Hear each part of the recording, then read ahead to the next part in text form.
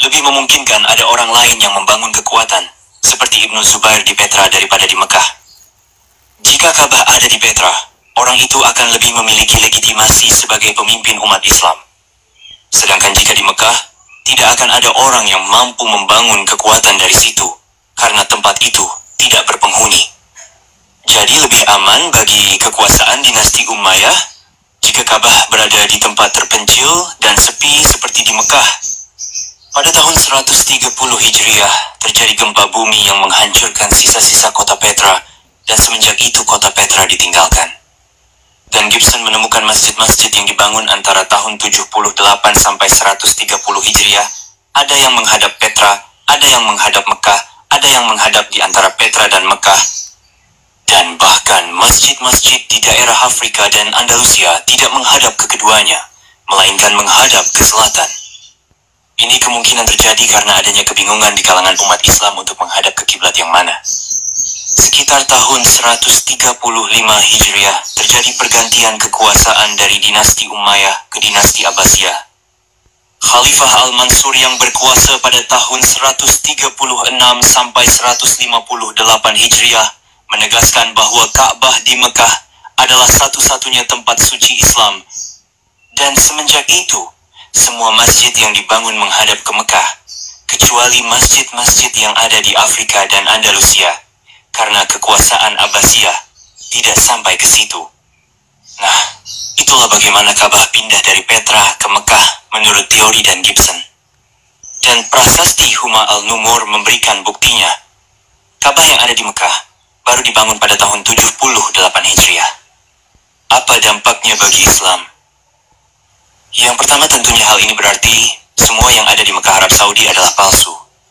Semua yang ada di Ka'bah Mekah adalah replika dari Ka'bah Petra.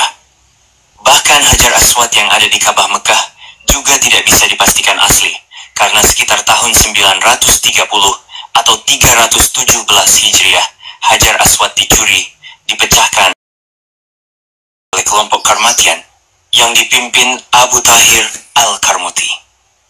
Sejarah mencatat Hajar Aswad yang sudah pecah itu dikembalikan 22 tahun kemudian. Nah, apakah benar yang dikembalikan itu adalah bekas Hajar Aswad yang asli atau diganti dengan batu lain?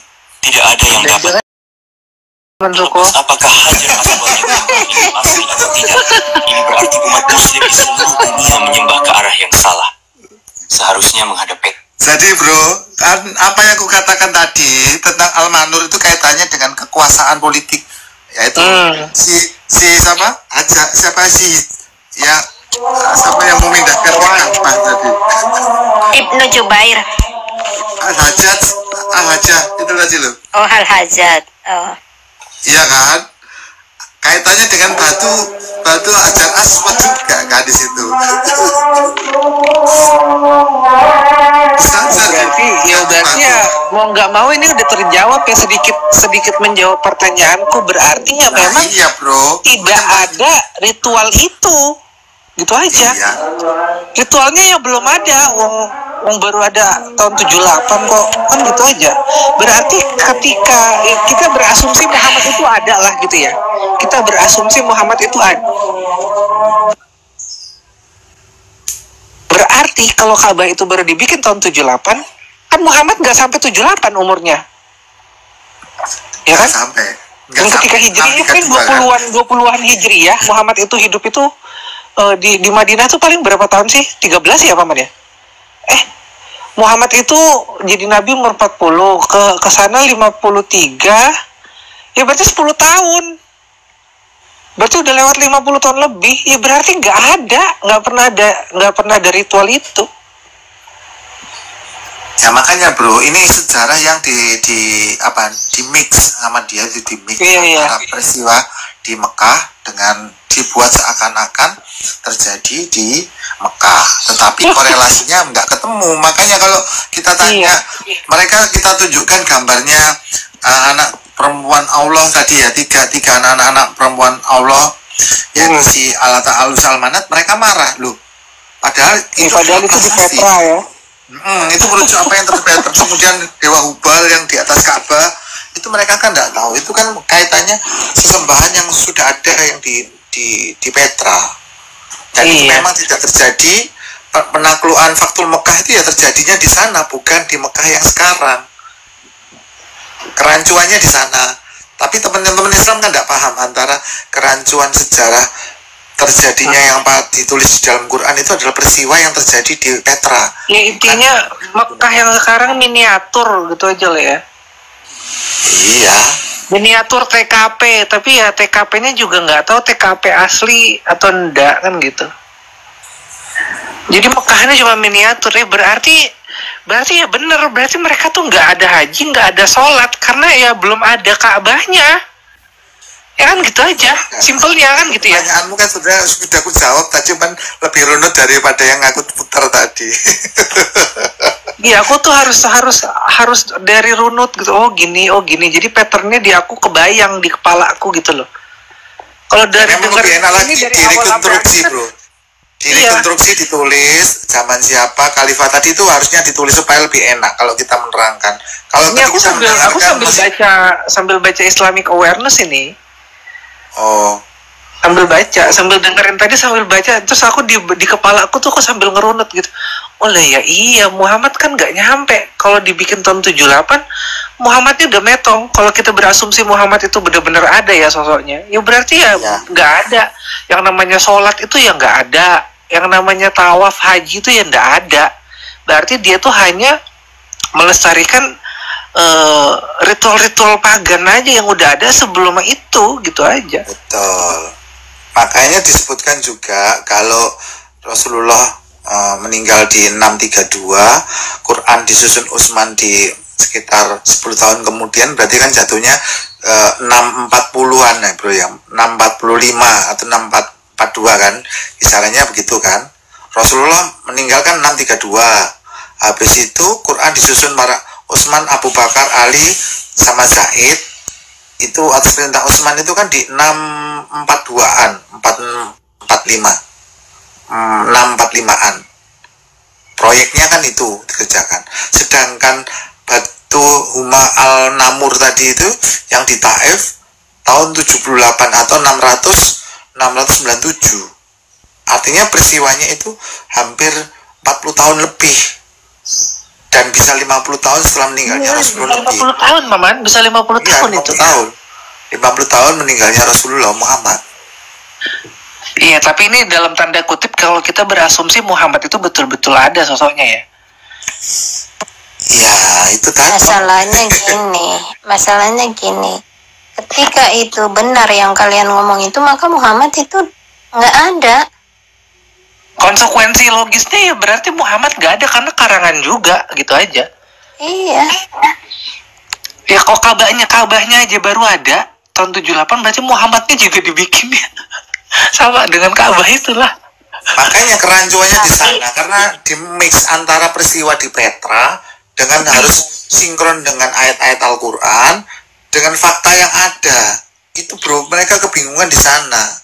Antara mensinkronis antara peristiwa dengan fakta yang tertulis, itulah mereka akhirnya terjadi kerancuan sendiri. Tapi ini hebat ya, ini kebohongan besar yang apa ya istilahnya?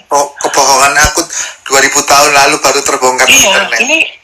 Ini kebohongan yang super mega dahsyat ini. Ini berhasil menipu 1,7 miliar orang Islam.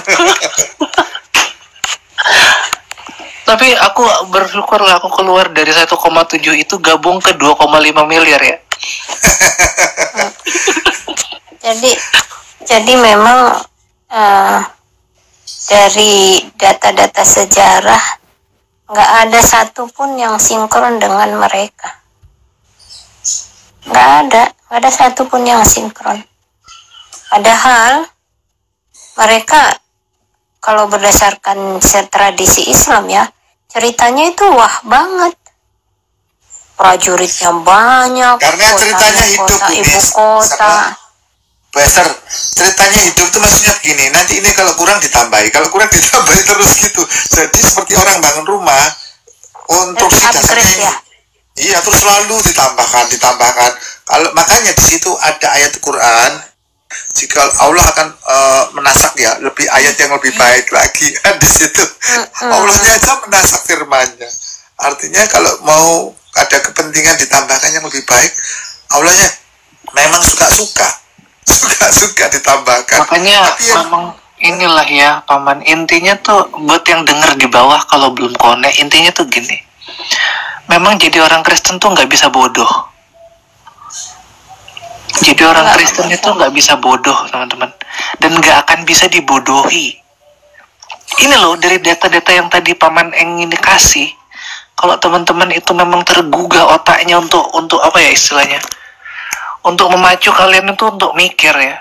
Kritis kata Pak Buya. Iya, untuk kritis. Dan kalian nanti akan ini, orang Kristen itu harus pinter.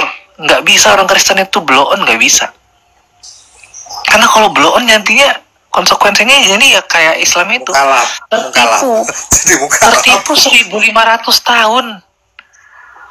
Gila ini. Ini poin-poinnya ya, poin-poin paling besarnya itu. Dan memang eksistensi ternyata dari prasasti ya, prasasti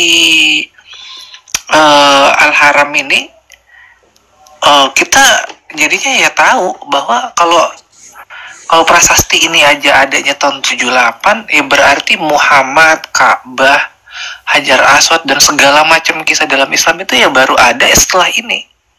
Sebelum ini belum ada yang namanya Muhammad itu. Berarti itu konsekuensi logis yang nggak bisa terbantahkan itu. Yang namanya ritual kalian sholat gitu ya Paman ya, ritual yang namanya haji lah apa segala, itu belum ada berarti. Dan memang nggak ada. Anehnya lagi. Sebentar, ini titik ini dari Islam ini. Oh, ada nama Islam, titik ya.